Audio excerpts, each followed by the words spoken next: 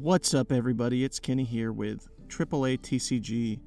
We're going to be doing some nice locals VOD reviews. This is my round one from Tuesday the 15th, I believe. I got the nice fresh Gengar sleeves, and we go ahead and look at that first hand, and that looks pretty good, I got to be honest. Sindri in hand, a couple Sabos. We're going against an Enel. Sabo feels pretty good against Enel. This is actually a pretty funny game. We'll definitely see the whole thing, but yeah, we're gonna get right into it. Now, there's pretty much no doubt what I'm gonna do turn one, so just, welcome to A TCG. Hope you're having a good day. We're just gonna hopefully be bringing you some nice One Piece content. I really like playing One Piece. I really enjoy doing it, and so we do get to go second, which is not always the best on Gecko. We do see the Hogback, and we mill some cards, and we don't have the best mill ever. That's an okay mill. Obviously, we see Perona, which we didn't have before, and we've got two Hogbacks in hand now, so it's not too bad at all. Obviously, early game is not very confusing. I'm pretty sure he just attaches all right here. Nothing crazy. But yeah, in general, I'm just thinking about how I can push it to later game. Obviously, he goes for the Onami 6K. And I just give him the 2K, I think, here. There's no point not to. I don't want my life going to the trash. I'm trying to build that material. And obviously, I get super rewarded. Another Suru, thank you. Said, whoops. Okay, thanks for another 2K. It's pretty simple. He's got a lot of cards in hand. I'm going to pitch a Hogback, mill 2. See the Absalom. Pretty nice. Go for the Perona. Make him discard 1. And then, yeah, swing at 7 at him. So hopefully, he's going to take it. He's Enel. But, just ensuring it. Maybe he gives us, I don't know. There's no world I don't think he gives us all those cards, but who knows? Sometimes you just got to do it. Follow the right line. It looks like we have the same Dawn, too, which is pretty cool. We do love the Shanks Dawn. And then he does the same thing. The Onami, which, honestly, at this point, I'm like, oh, well, at least I know there are not 2 Onamis in life. So we trash out the brand new, unfortunately. Go down to 4. Brand new would have felt pretty good next turn too, which is tough. So, and then he attaches the rest for Onami, and I really just don't want to. Enel can rat it out, and live forever, and so you just don't want to go to super low life super early. I do know that kind of like if he summons Gadatsu next turn, my Perona's dead, or maybe another target's dead, but you just kind of have to go with it. I don't know if I summon Sabo here. I think I just went for like a... Oh, no, I do. Okay. Okay, so I'm gonna protect myself from Gadatsu. And then... draw 2, trash 2. Feel pretty good about it. And then I'm pretty sure I just swing 6 with my leader. Trying not to turn my cards sideways so he can just swing right at them instead of at my life. Starving me is pretty easy for NL because, yeah, he will live quite a long time. Oh, okay. Oh, wait. I remember now. I'm pretty sure I attach one to Sindri and swing at Onami. Yep. Yeah, just to, make sure he's not getting 2 or 3 swings off. It seems like he has a lot of top end. That's sort of what I'm feeling. Just because he's not summoning much. He's not doing much.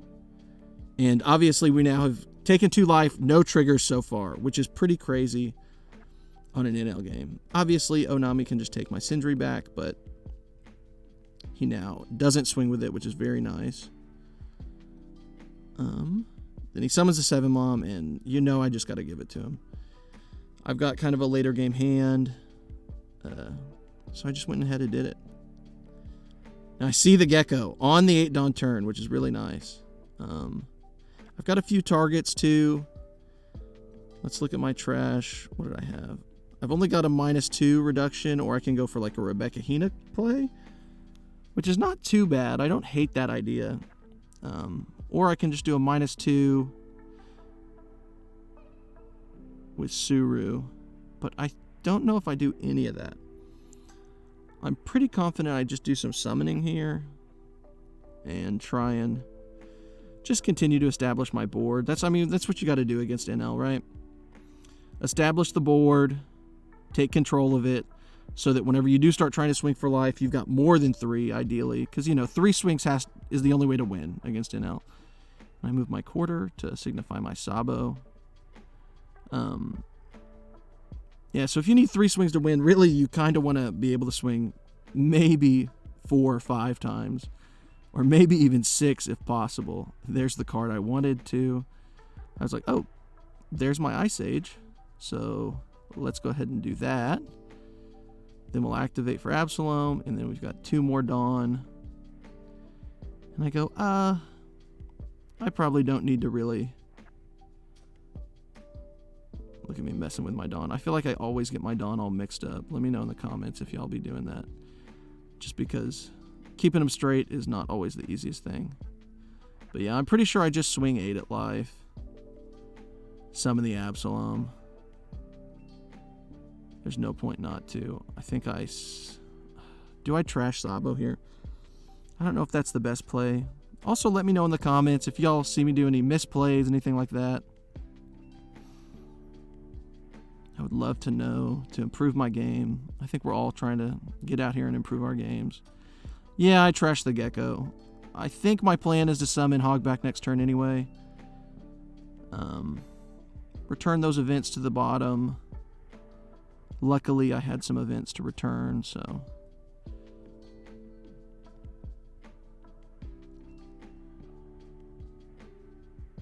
He's got quite a few cards in hand, though, which is tough. I summoned Brand New this turn, and I was trying to attack with him. Sometimes you just be forgetting about those things. So I just go... I'm pretty sure I just pass? Or do I swing the 7 with Perona? I don't know if swinging 7 with Perona here is the best play, but I think I might do it. Oh, 5 into the Onami. Oh, and then I go 8 with Sabo. I guess I'm really just not in any fear of losing next turn, right? I've got 4 life. Turning my blocker sideways doesn't feel too bad right now. I've got another Sabo in hand, so even if he swings at that one, I can go ahead and protect my board the following turn. But now Enel is going to start doing Enel things, I believe. Especially since I think he's mainly had top end this whole game. So it probably is about time to be summoning those things. Because, yeah, he's just not been summoning much. He's just been attacking and attaching. And he's now down to 1 life. Obviously, my Sabo can be rejected if he wanted to do that.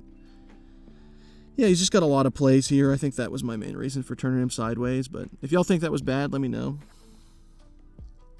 Like I said, we're just trying to improve out here and do some good things. So he goes ahead and swings 7 into Perona, and I give it to him. The Thriller Bark cards I love giving because, I mean, I'm just going to summon him again or get him back. Now, this is the tough part.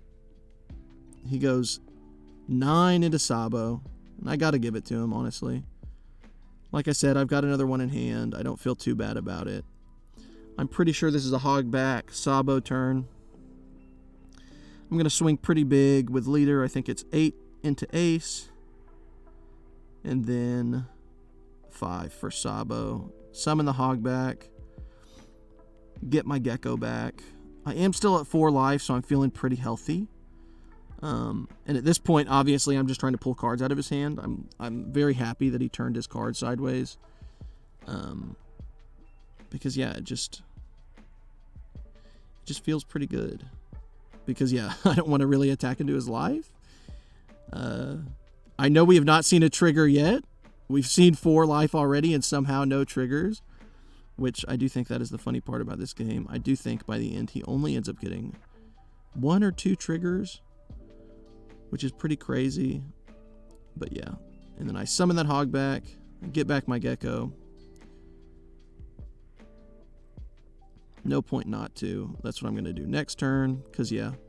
I want to flood the board. I want to fill it up with cards that are hard to get out of. get out of attack-wise and really sort of, yeah, just put him into a sticky situation where it's uncomfortable for him to continue to protect. And then,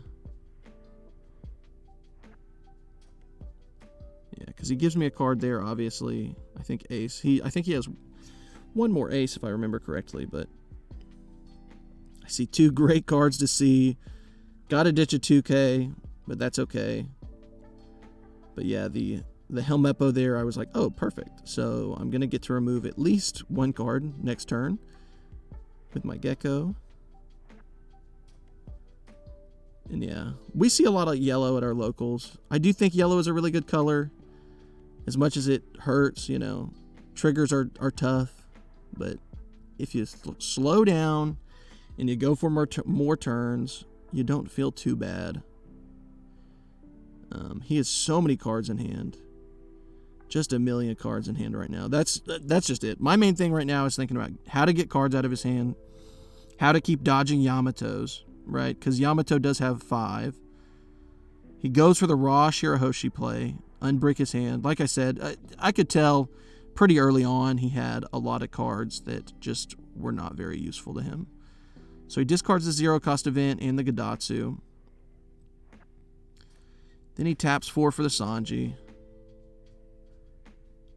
And I'm just thinking, how can I remove both Ace and Sanji next turn? I still have 4 life. That's just it. So I want to see a card. And that's not necessarily the one I wanted, but definitely a useful one. For sure. And there's the Ice Age. I mean, at that point, I'm like, oh, okay, cool. Let's do the Ice Age, Gecko, Helmeppo, Lucci. Get after it. And I believe I swing a couple times, too. Just to not feel too bad.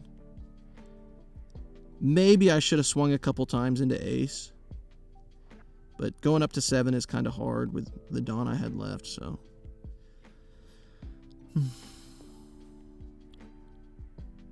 And I realized that if I tap for Gecko, I'm going to have to summon 2 characters. So I got to turn one of my cards sideways no matter what.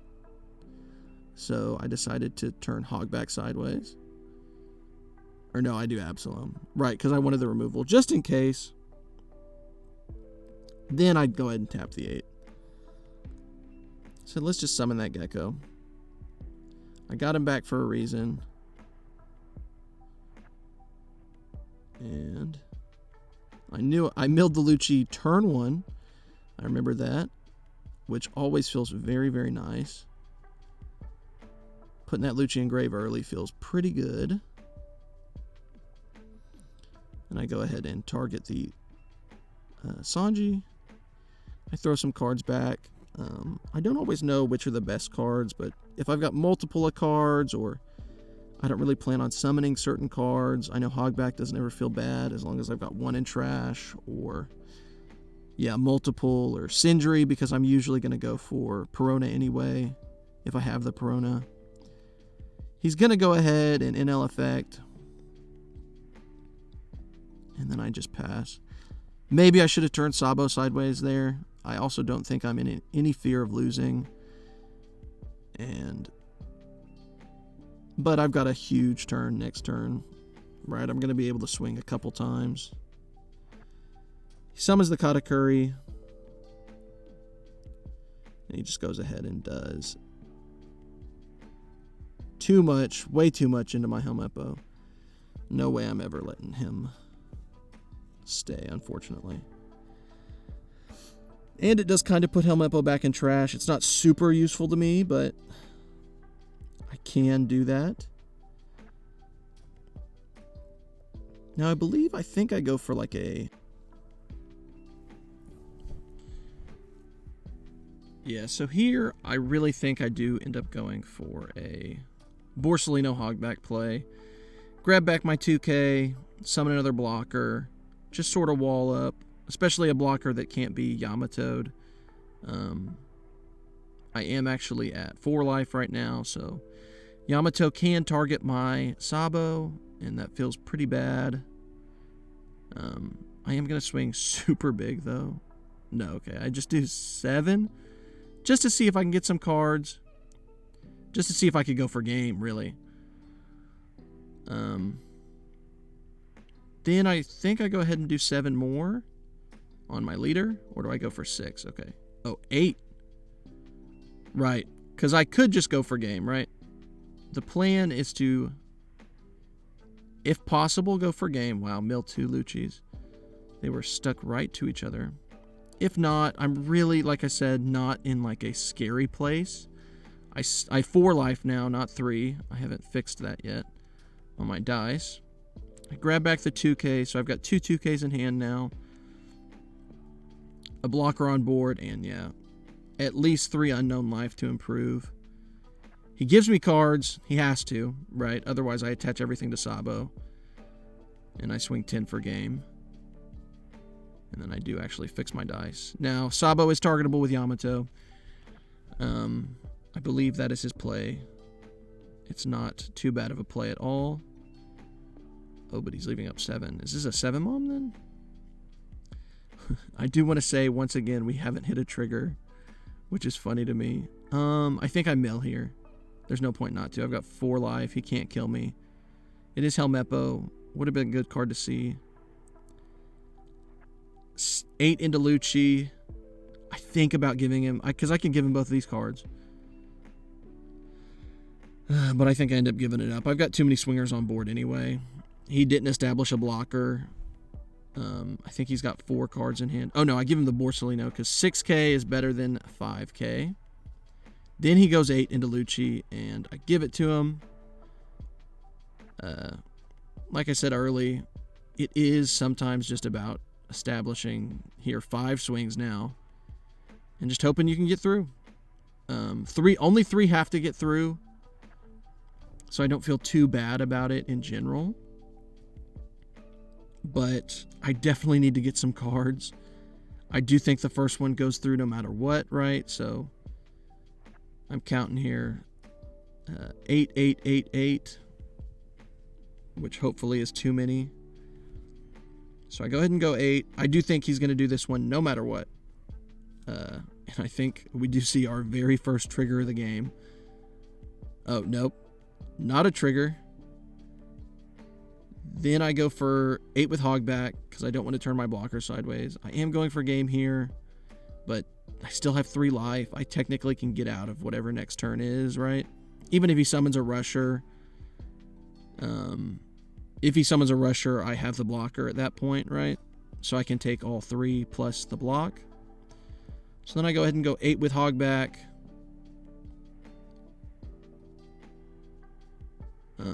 Or no, I'm remathing now because he only has 2 cards in hand. He's giving me so many. I think I can just go 8 with Gecko, 8 with Sabo.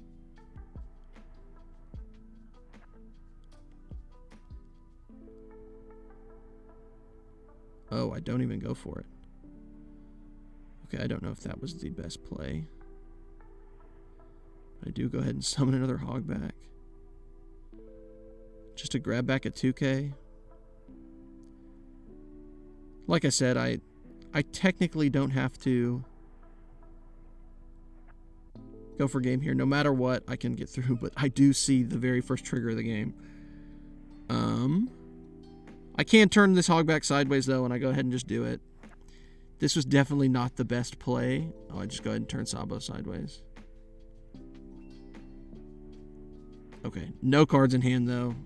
Hogback. A little dirty, a little messy right there with my math, but definitely, you know, I was going for game that turn. I think there was a lot to think about, and I ended the recording really fast on that one, so you're probably just staring at nothing right now, but it just was, it was a little messy. This next one's a little messy too, so I just, definitely get in the comments. Tell me how bad I've been playing. Let me know all my misplays, but generally I think I played an okay game there. Played for late game. He was so bricked up, I could tell. He had so many different, just cards that weren't very useful to him, couldn't be played, just were counter cards, things like that. But yeah, definitely a tough matchup still. Because, yeah, as long as I can continue to remove and just build my board, feels pretty good into NL. Obviously, NL's going to get a lot better coming up, so we will see. But, yeah, thanks for tuning in, guys. Please like, comment, subscribe. Like I said, let me know how bad I played that one. I'm trying to get better, trying to improve, trying to do my best. So thank you guys for tuning in.